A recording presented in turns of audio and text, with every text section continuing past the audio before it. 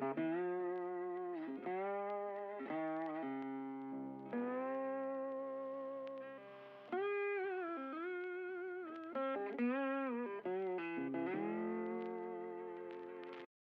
Smith, maybe a couple of seconds and I will.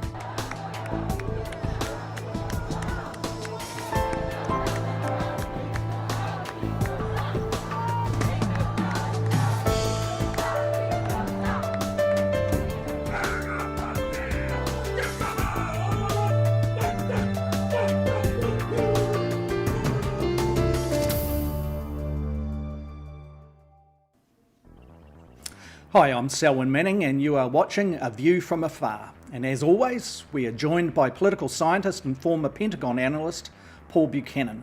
And this week, we are going to discuss how the United States Secretary of Defense, Mike Pompeo, has this week been traveling around Southeast Asia.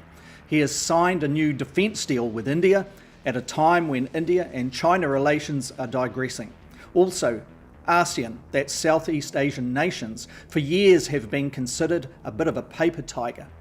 But they are now sharpening their claws with a little help from the USA. So what is Pompeo's plan? What's the end game here? Is it simply a move to contain China's dominance and growing authoritarianism? But first, here's an invitation to those of you who are joining us live. If you are joining us via Facebook, Twitter or YouTube, feel free to make comments. And if you do, we'll be able to include your interaction in this program. So let's cross to Paul for a bit of a deep dive into these big issues relating to Southeast Asia, the United States, and the other big global power, the People's Republic of China. Good afternoon, Paul. Good day, Selwyn. In the first instance, what do you make of what is happening here in Southeast Asia with respect to the ASEAN nations and really, getting a little bit more staunch with respect to their interactions with the big giant on the patch, the People's Republic of China? Yes, it's been very interesting to watch this evolution. Just a little backdrop. So ASEAN was formed in 1967 as an anti-communist alliance. And at that time, Vietnam was part of it. In fact, Vietnam was part of the problem as far as the neighbors were concerned. But after the Vietnam War ended, and particularly after Vietnam was integrated into the community of nations, there was no reason the security focus no longer existed. So it sort of fell into disarray, and part of what they tried to do was turn it into a trade organization. And so for about 2 decades, there was a heavy emphasis on trade, but there's a lot of distrust in that region. I mean, many people think of Southeast Asia as fairly homogeneous. It's not.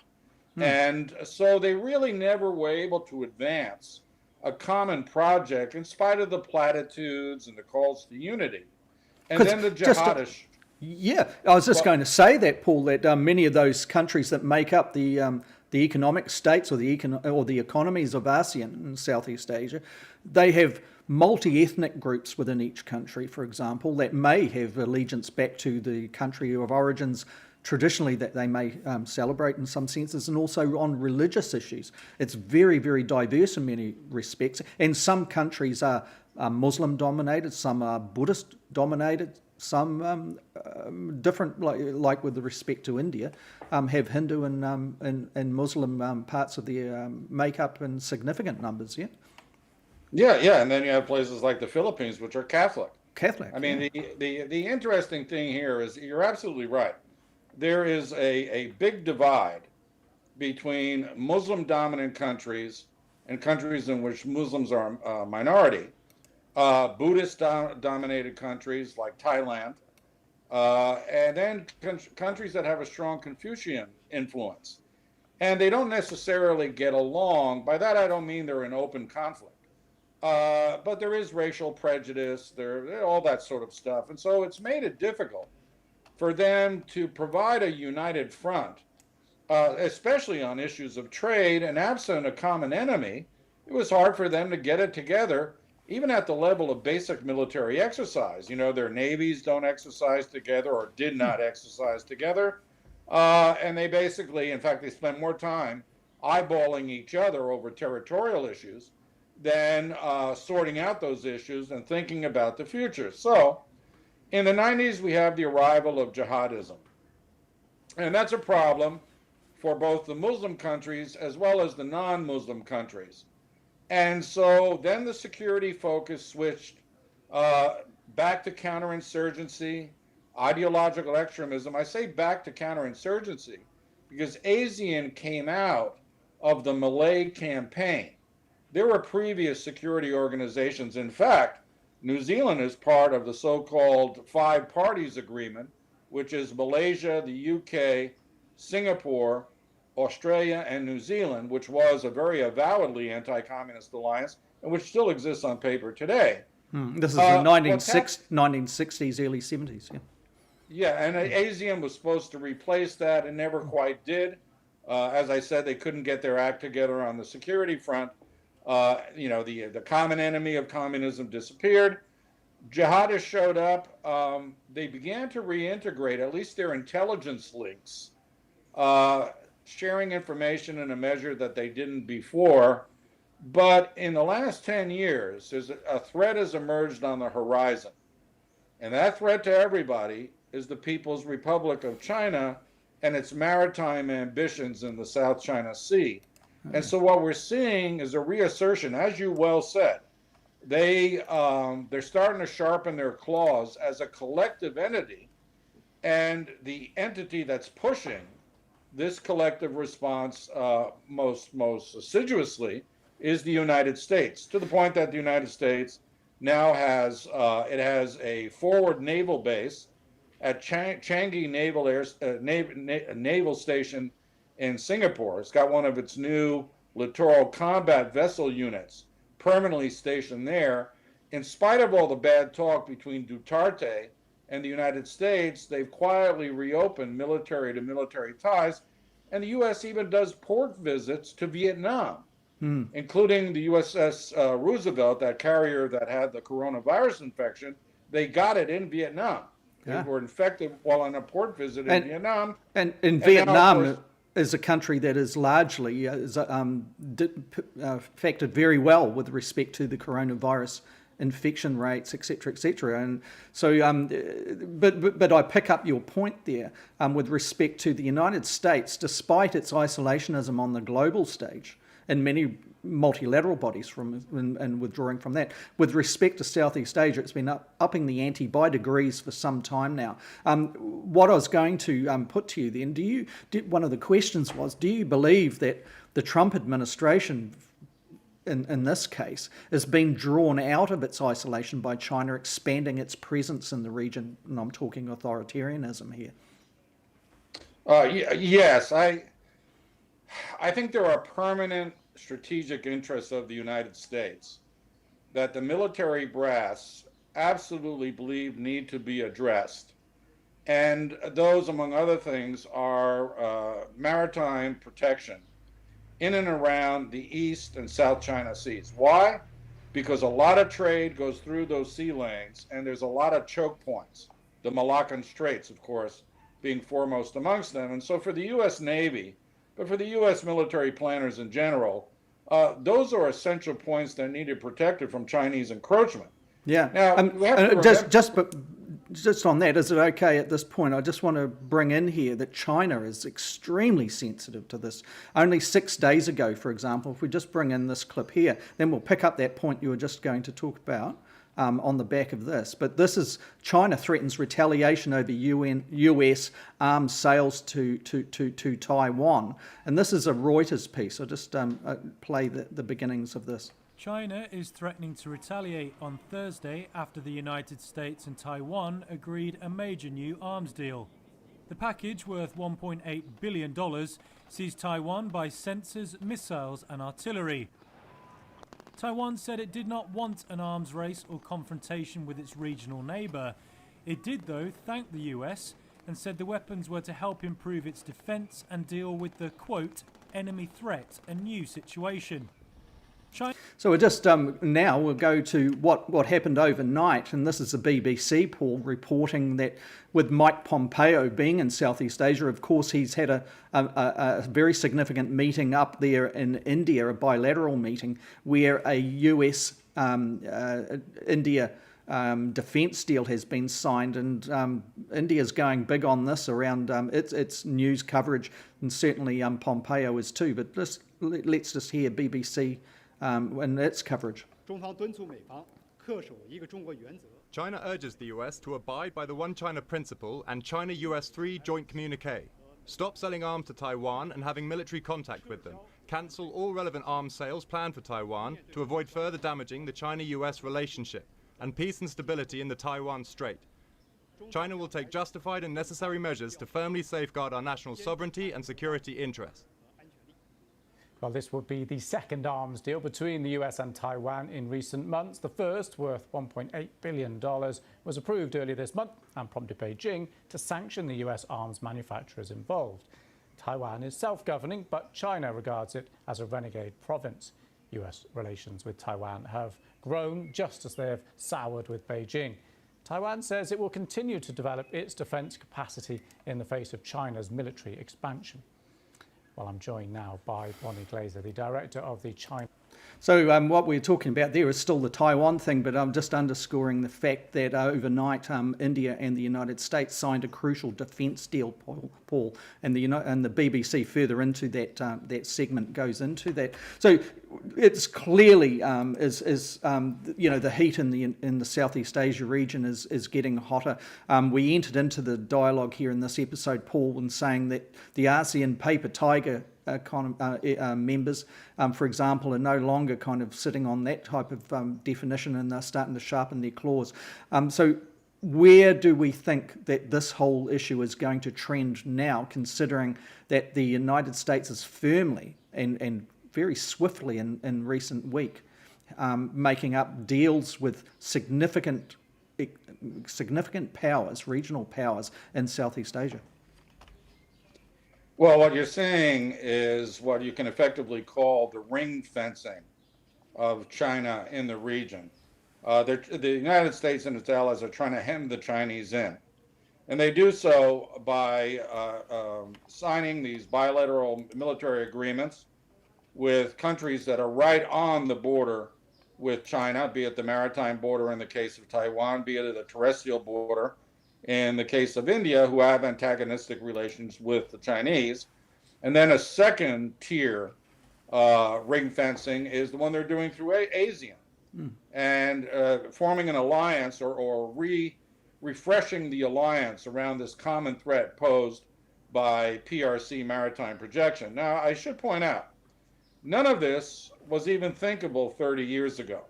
And the reason for that was that China has always been geopolitically speaking, a continental country, a land-oriented country. If you look at Chinese military strategy dating back, let's say, to Sun Tzu and the revolutionary strategy of Mao Zedong, it was all land-oriented. There was no naval power projection or any of that sort. Only when China began to grow economically in the 90s did its naval strategists start thinking about the far abroad. And they developed something called the three-island chain maritime strategy. The inner maritime chain, if you will, chain of pearls, as they say, is constituted by the East and South China Sea. So the pearls are Japan, the Philippines, Borneo, down into Indonesia proper. That, by the Chinese, is considered basically their territorial waters, hence the problems that we've seen over the last decade or so. The second island chain extends out into the Pacific to Guam, to Fiji, all the way down to New Zealand. That is their second power projection point. They eventually hope to dominate that maritime space, replacing the United States in doing so. Is this is this about it securing its supply lines, etc., yeah, shipping lines? Yeah, I mean, from the Chinese perspective, they don't want to rely on the United States for the protection of sea lanes of communication, because the United States is a peer competitor. Yeah, especially when you're an economic powerhouse, you need those commodities to be coming into your borders, don't you? And you don't want the United States to cut you off because of some ideological dispute. And I'll just say that the third island chain is aspirational rather than practical, because that extends out to Hawaii. Right. And so it's going to be quite a while before the Chinese can do anything there. But And no other power has dominated to that extent since the beginnings of World War II. Yeah?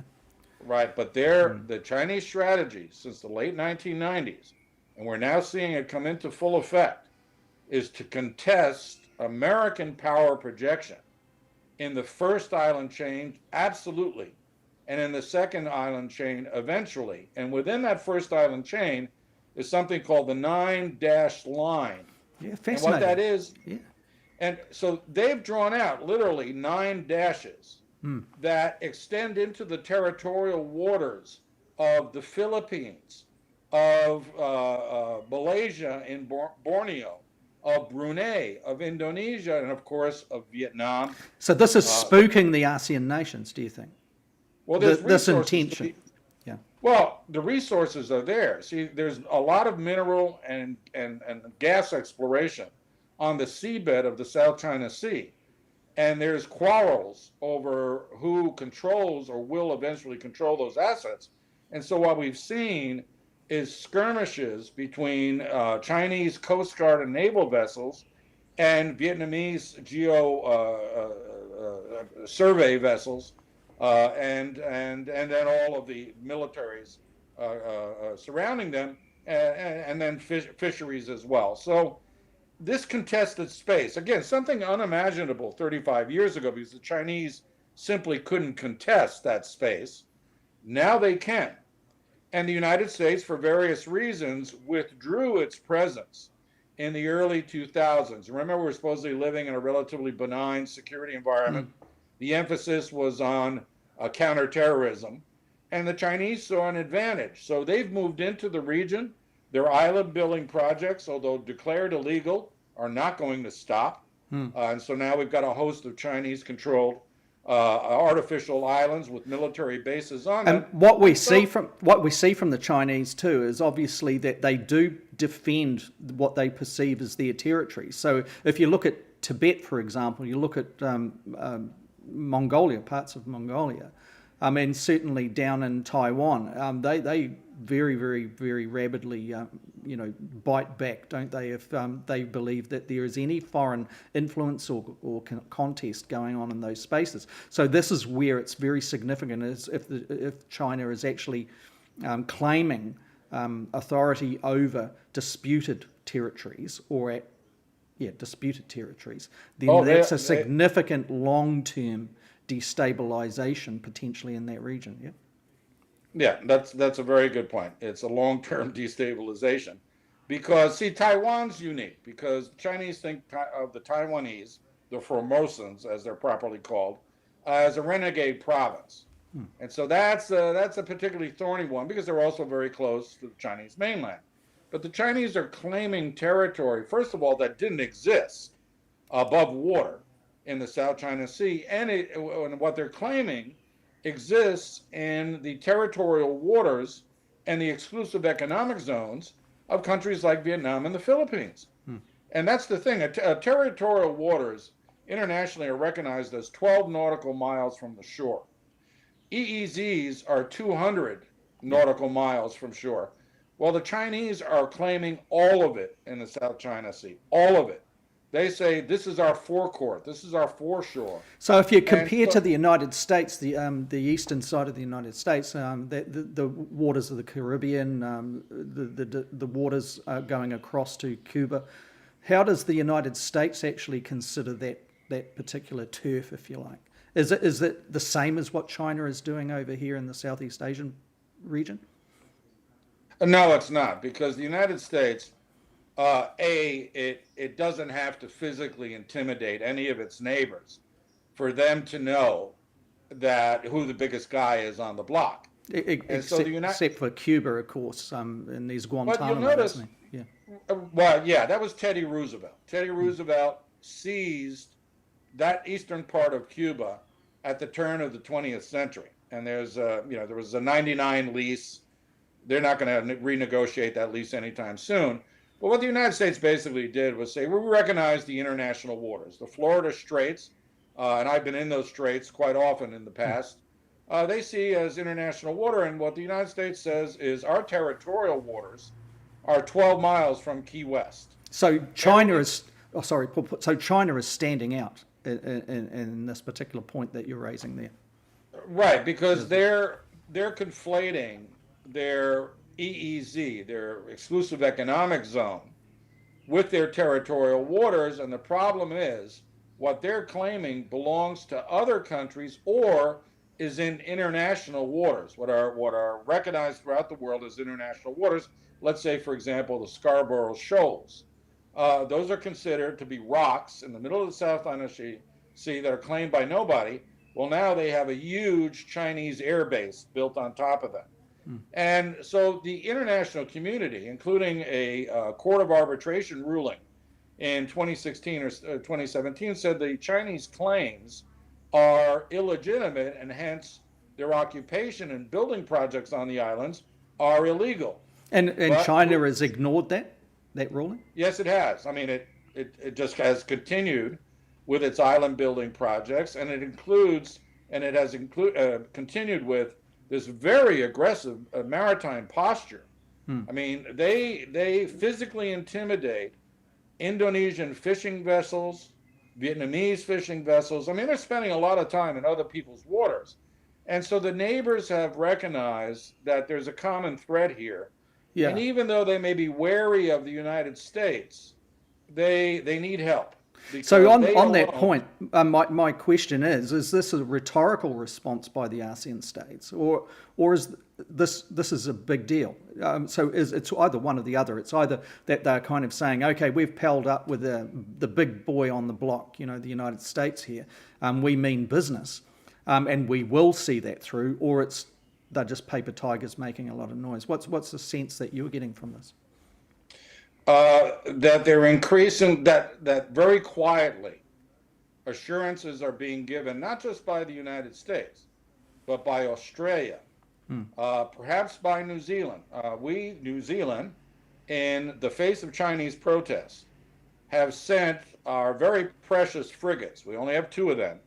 I've sent them on freedom of navigation exercises in the South China Sea, and we've been threatened by the Chinese because we did so. What I believe is happening is the United States is offering quiet guarantees, let's say to Vietnam, that if push comes to shove and the Chinese put warships in Vietnamese territorial waters and refuse to leave, the United States will back the Vietnamese Navy in any confrontation. So the stakes are very high. But let's remember, the Chinese may be miscalculating the extent to which they can push this moment of weakness in the United States, because they picked a fight with India. Yeah. And that's on a land border. It is disputed border between the 2 giant populations. And this is something which I wanted to kind of just explore your view on it with respect to Mike Pompeo, the US Secretary of State, being over in India and signing this defense deal with India.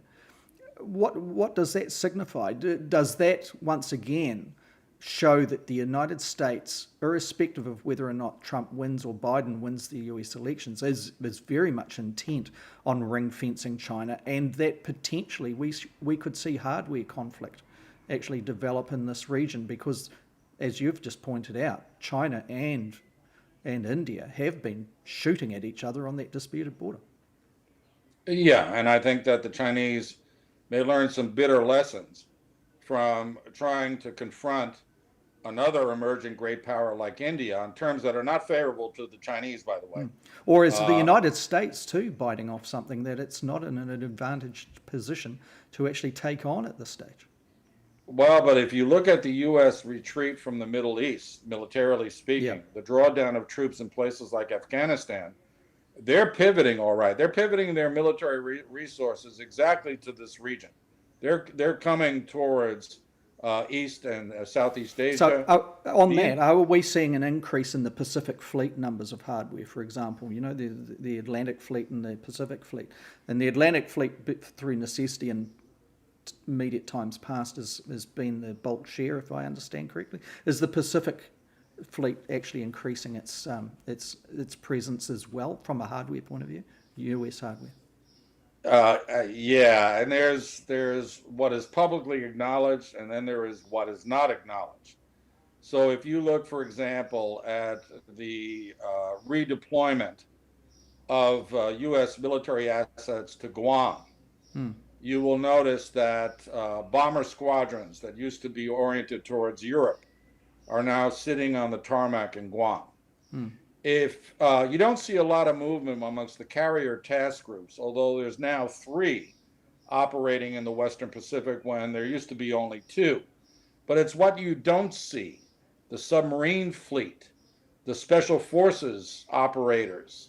There has been a dramatic shift in those assets towards the Western Pacific, and all of their training, all of their exercising is oriented towards one thing, and that's defeating an enemy. They may not name it, but it's a big enemy. Big enemy, that and looks a lot like China. And it's got a lot of people too. And the other thing, while the hawks in the United States may be frothing at the mouth over this increase in opportunity to express its power and superpower status, there's a lot of people in this particular region, Southeast Asia and the Pacific, who do not want war, and I would suggest that many of those states in ASEAN are among them. It's a move, perhaps, that could be argued that they do have an economic first base and they just want to get back to business without China basically lapping at its shores.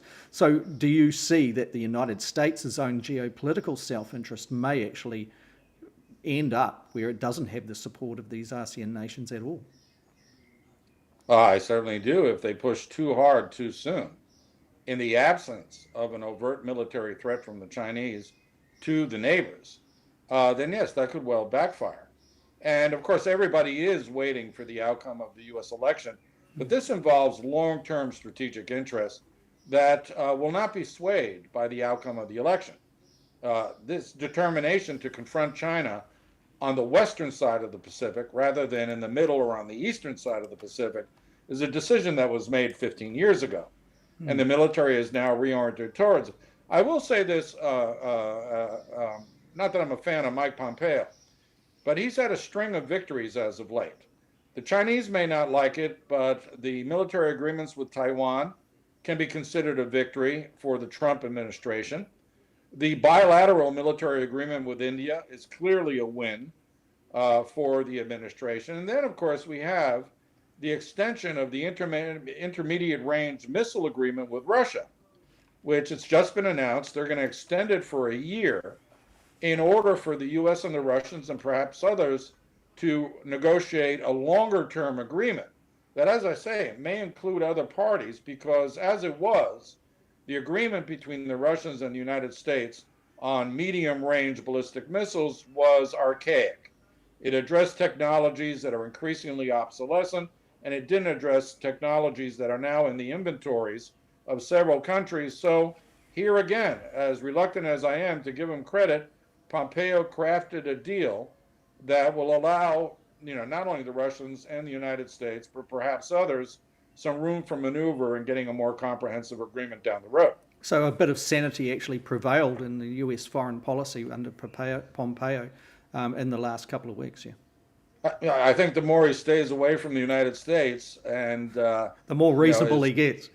The more exactly. Rationality must hit when he's sitting on another continent.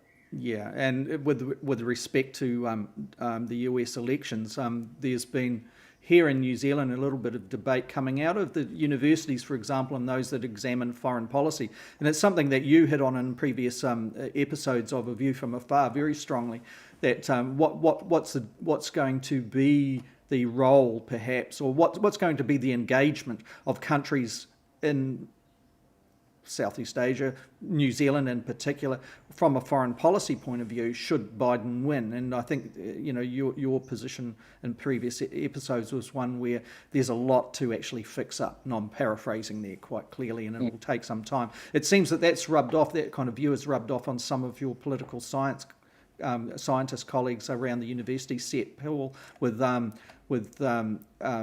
this particular article that's come through from the conversation and that's written by Alexander Gillespie, Professor of Law at University of Waikato in the North Island of New Zealand.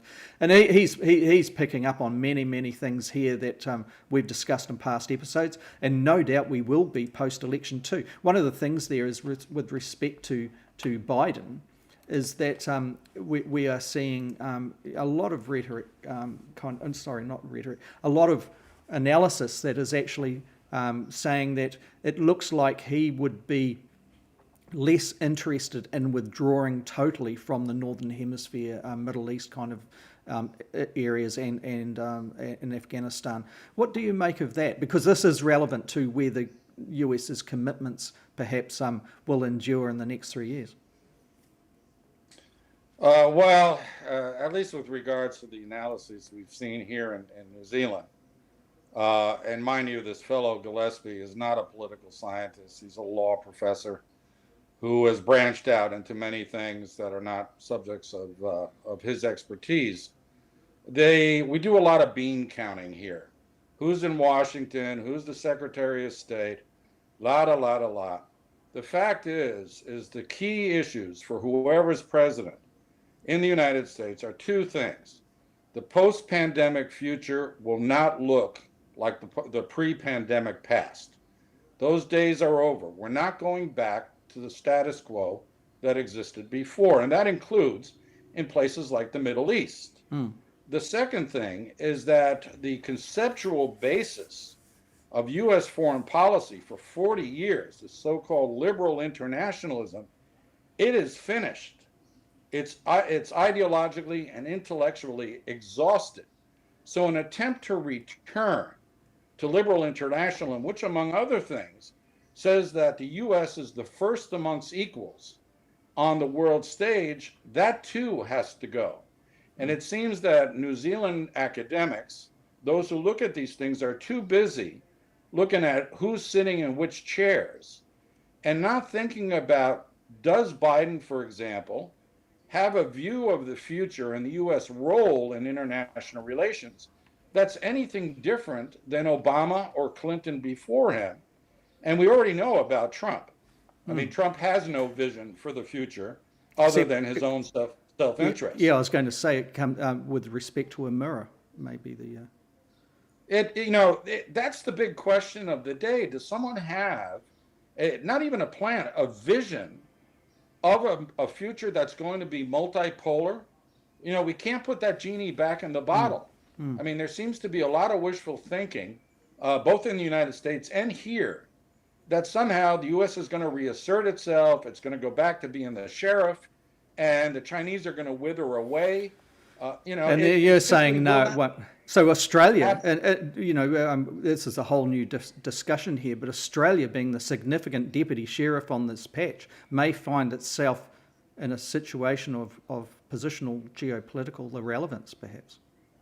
Well, but also that's a fruitful avenue of discussion. In the future world, is Australia, going to be more than a deputy sheriff? Will it begin to see that its interests do not universally overlap with those of the United States? Of course, they're going to be foremost allies. But is there a role for Australia, a bigger role for Australia, in what you might call a liberal democratic alliance? Let's leave aside U.S.-centric. Let's think the community of liberal democracies are right now confronting two things. One, rising authoritarianism across the world, and some of these authoritarians are doing very well on their own terms. And two, the very mixed record when it comes to dealing with this pandemic, and where it hasn't been dealt with well, it's shaken faith on the part of the public in the very foundations of democracy. I mean, look at the United States with the mask things. What should be a scientific, observable fact has become a polarized ideological tug-of-war about issues of freedom. Yeah, quite frankly, And it's so- ridiculous in the extreme, isn't it? So, with respect to Australia, it does look like it's going to have to be considering what does it actually shuffle first here: a bilateral relationship of which it front foots on the behalf of the United States in this particular region, or a future of multilateralism and engagement on a multi basis here. That would be an interesting thing to see, because many other countries will readjust their positions and engagement based on those decisions that come out of Canberra. I think it is fair to say. I mean, I think we will see a revaluation of the non-military side of U.S. South Pacific relations under a Biden administration. Yeah. And so I think that much we can be assured of, and Australia will take a leading role in resuming trade ties, trying to get back onto the playing field, which is now has been occupied by the Chinese. But the world will be different, and it's not going to happen overnight. The U.S. election doesn't change things in Europe.